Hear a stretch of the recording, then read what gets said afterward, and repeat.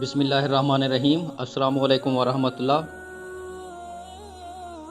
ایک نوجوان تھا، اس کا دل ایک باندی سے لگ گیا۔ اس کی تلاش میں رہنے لگا کہ مجھے کوئی موقع ملے تاکہ صورتحال بتا سکوں۔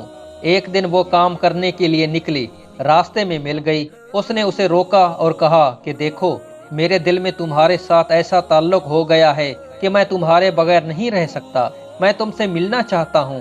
اس کے جواب میں اس نیک خاتون نے کہا کہ دیکھو، تم کو جتنی محبت مجھ سے ہے، مجھے اس سے زیادہ محبت تجھ سے ہے، لیکن میں اللہ رب العزت سے ڈرتی ہوں۔ ایسے اخلاص کے ساتھ اس نے بات کی کہ اس کے دل کی دنیا بدل گئی۔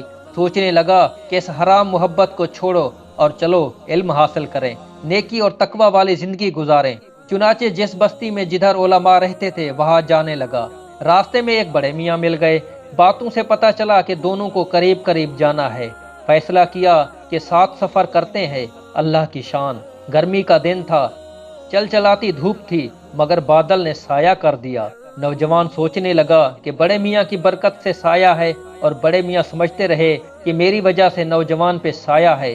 چلتے گئے۔ اللہ کی شان کہ جہاں راستے الگ ہونے تھے تو کیا دیکھا کہ بادل نوجوان کے ساتھ سایہ کر رہا ہے۔ تو بڑے میاں نے کہا، نوجوان، تیرا کون سا عمل اللہ کو پسند آیا کہ اللہ نے تجھے یہ نعمت عطا فرمائی؟